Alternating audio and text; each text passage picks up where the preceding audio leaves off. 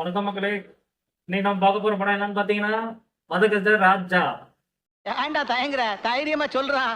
சொல்லு, நீதான் தைரியமான ஆளத்தை சொல்லு. இந்த படம் வந்து எடுத்தது பாத்தீங்கன்னா 2013லயே வர வேண்டிய ஒரு படம். 2025 ரிலீஸ் பண்ணிருக்காங்க. இந்த படம் எப்படி இருக்குன்ற ரிவ்யூ தான் இந்த வீடியோல பார்க்க போறோம். வாங்க பார்க்கலாம். அதாவது 2013னா சும்மா ஒரு குத்துமதிப்பா சொல்றேன். 2000ல பிறந்த ஒரு பையன் வந்து 2013 வந்து வெறும் 13 வயசு தான் இருக்கும். இப்ப 2025 அவனுக்கு 25 வயசா இருக்கும். அதாவது ஒரு பையன் சின்ன குழந்தையா இருந்து ஒரு பெரிய கல்யாணமான அவன் ஃபேமிலியோட போகிற வரைக்கும் வெயிட் பண்ணி இந்த படத்தை ரிலீஸ் பண்ண மாதிரி இருக்கு. அவ்வளோ அருக பழைய படம் இது. அதாவது 2025ல முதல் மாசமே கொஞ்சம் மிகப்பெரிய சர்ப்ரைஸ்னா இந்த படம் தான்.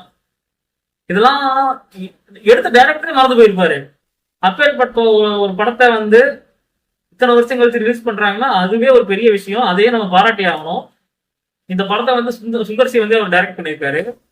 ஸோ இந்த படம் ரிலீஸ் ஆகாததுக்கு பல காரணங்கள் சொல்றாங்க. அதுல ஒரு காரணம் வந்து விஷாலே வந்து ஒரு இதுல சொல்லியிருப்பாரு. எப்படின்னா, அந்த படத்தை வந்து ரிலீஸ் பண்ணா அந்த ப்ரொடியூசருக்கு வந்து ஏதோ ஒரு ஆயிரும் அப்படின்னு சொல்லி ஜோசிக்கார யாரோ ஒருத்தர் சொல்லியிருக்காரு.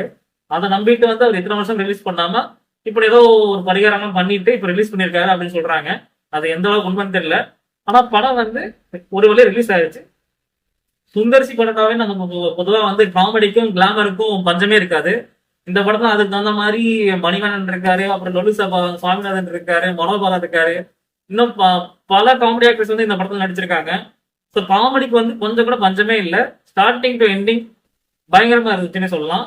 கிளாமருக்காக நம்ம வரலட்சுமி இருக்காங்க, நம்ம அஞ்சலியும் இருக்காங்க. ஸோ அவங்க அந்த டிபார்ட்மெண்ட் அவங்க பாத்துக்கிட்டாங்க. அவங்க அதை சிறப்பாகவே பண்ணியிருந்தாங்கன்னே சொல்லணும். அதாவது பாத்தீங்கன்னா இந்த படத்துல நடிச்ச பாதி பேர் இப்ப உயிரோட கூட இல்ல. மணிவண்ணன் அவர்கள் தவறிட்டாரு, மனோபலம் அவங்க இறந்துட்டாங்க. சந்தானம் வந்து காமெடி பண்றதை நிப்பாட்டிட்டு ஹீரோவாவே நீங்க தொடங்கிட்டாரு. இந்த அளவுக்கு ஒரு பழைய படம் இது. ஸோ நம்ம விஜயாண்டனியுமே பாத்தீங்கன்னா மியூசிக் டைரக்டர்ல இருந்து ஹீரோவா மாறிட்டாரு. ஒரு மியூசிக் போட்டே ரொம்ப வருஷம் ஆச்சு. இப்ப ரீசெண்டா அவர் போட்ட பழைய பாட்டுலாம் வந்து கான்செப்ட் நடத்திட்டு இருக்காரு. அந்த அளவுக்கு ஒரு அருக பழைய படத்தை பத்தி தான் நம்ம இன்னைக்கு பேசுறோம். ஸோ விஷால் பாத்தீங்கன்னா அவங்களோட பிசிக்லாம் வந்து அந்த படத்துல அவ்வளவு நல்லா மெயின்டைன் பண்ணிருக்காரு. நீங்க அந்த படம் பார்க்கும்போது உங்களுக்கு வந்து இந்த தீராத விளையாட்டு பிள்ளை, அப்புறம் வந்து இந்த சண்டைக்கோழி, திமிரு, அந்த படத்துல இருந்த மாதிரி ஃபேஸ் கட்டு, அந்த பிசிக் எல்லாம் இருக்கும். இப்ப இருக்கிற விஷால கூட கம்பேர் பண்ணாதீங்க. இப்ப இருக்க விஷால வந்து அதை எப்படி சொல்றது, அந்த அனகொண்டாவா இருந்தவர் வந்து இப்போ ஒரு செத்த பாம்பா இருக்காரு. அந்த மாதிரி வந்து ஒரு சின்ன சுருக்கமா சொல்லணும், அந்த மாதிரி தான் இருக்காருன்னு சொல்லிக்கலாம். ஸோ இப்போ வந்து நீங்க வந்து ஒரு 2K கிட்ஸா இருக்கீங்க அப்படின்னா இது வந்து உங்களுக்காக எடுத்த படம் கிடையாது. இது வந்து ஒரு கம்ப்ளீட்லி ஒரு 90s கிட்ஸ்க்காக எடுத்த படம். ஸோ அந்த படம் வந்து இப்போ உங்க ஜெனரேஷன்ல ரிலீஸ் ஆயிருக்கு. அதனால பெரிய லாஜிக்லாம் பார்க்காதீங்க. படத்தை வந்து போயிட்டு ஒரு ஃபீல் குட் மூவியா என்ஜாய் மட்டும் பண்ணிட்டு வாங்க. விஜயாண்டி மியூசிக்லாம் வந்து பிரிச்சிருக்காரு. பிஜிஎம்லாம் பயங்கரமாவே போட்டிருக்காரு. அதுலயுமே வந்து நம்ம விஷால் வந்து ஒரு பாட்டு பாடியிருக்காரு, டியர் லவர்ன்ற ஒரு பாட்டு பாடியிருக்காரு. அந்த வீடியோ வந்து இப்போ ரீசெண்டா வந்து யூடியூப்ல வந்து பயங்கரமா ட்ரெண்ட் ஆயிட்டு இருக்கு. அதுலயும் இடையில வந்து அவர் ஒரு மூடு ஏத்தட்டுமான்ற மாதிரி ஒரு ஹம்மிங்லாம் பண்ணுவாரு. அதுக்கே ஒரு தனி ஃபேன்ஸ் இருப்பாங்கன்னு நினைக்கிறேன். இப்போ படம் பார்த்தீங்கன்னா நிறைய கான்செப்ட் வந்து டச் பண்ணி போற மாதிரி இருக்கும். ஸோ 4 ஃப்ரெண்ட்ஸ் வந்து ஒரு இது பிரச்சனையில மாட்டிக்கிட்டு அதுல இருந்து எப்படி தப்பிச்சிடுறாங்க. அப்புறம் வந்து கிட்டத்தட்ட கொஞ்சம் பொலிட்டிக்கல் டச் வருது. ஸோ அது இதுன்னு கொஞ்சம் அங்கங்க டச் பண்ணி போயிருக்காங்க. பட் ஒரு கமர்ஷியல் படம் தான் வந்து இந்த இவ்வளவு மசாலா எலிமெண்ட்ஸ் இருந்தால் தான் அது நல்லா இருக்கும். ஸோ அந்த ஆஸ்பெக்ட்ல பார்க்கும்போது அது கொஞ்சம் நல்லாவே இருந்திருக்காருன்னு சொல்லிட்டு சுந்தர்சின்னு தான் சொல்லணும். அவர் வந்து சுந்தர்சி வந்து கிட்டத்தட்ட வந்து ஒரு கலகலப்பு வைப்ஸ் அந்த மாதிரி ஒரு இதுல ரேஞ்சில் தான் எடுத்திருக்காரு. அந்த மாதிரி ஒரு மீட்டர் தான் எடுத்திருக்காரு. பார்க்கலாம், ஒன்றும் மோசம் இல்லை. படத்தோட லென்த்னு பார்த்தீங்கன்னா அது கொஞ்சம் அதிகமாகவே இருக்குன்னு சொல்லலாம்.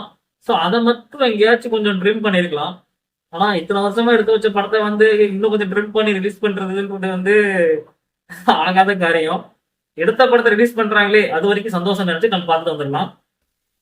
ஒரு பொங்கலுக்கு வந்து ஒரு ஃபீல் குட் மூவி நல்ல ஃபேமிலியோட போய் நல்லா சிரிச்சு என்ஜாய் பண்ணிட்டு வரணும்னா கண்டிப்பா தாராளமா இந்த படத்தை போய் பாருங்க. டிசப்பாயிண்ட் ஆக மாட்டீங்க. ஒரு வழியா ஒரு 14 வருஷம் கழிச்சு இந்த படம் ரிலீஸ் பண்ணிட்டாங்க. ஆனா இதுக்கே ஒரு டஃப் கொடுக்குற மாதிரி இன்னொரு படம் வந்து இருக்கு. அதான் நம்ம துருவ நட்சத்திரம். ஸோ அதுல வந்து விக்ரம் வந்து ஒரு டைலாக் சொல்லுவாரு, டேய் பாடு நான் வரேன் அப்படின்னு சொல்லி சொல்லுவாரு. அந்த பாடு எப்போ வருவான்னு சொல்லி யாருக்குமே தெரியல. வந்தோம் அதை பத்தி நம்ம பேசலாம். இந்த வீடியோ பிடிச்சிருந்துச்சுன்னா மறக்காம சேனலுக்கு சப்ஸ்கிரைப் பண்ணுங்க, வீடியோக்கு லைக் போடுங்க, உங்க ஃப்ரெண்ட்ஸுக்கு எல்லாம் ஷேர் பண்ணுங்க. ஏதாச்சும் நிறைய குறை இருந்துச்சுன்னா அது கமெண்ட் பாக்ஸ்ல போடுங்க, நாங்க கரெக்ட் பண்ணிக்கிறோம். நன்றி.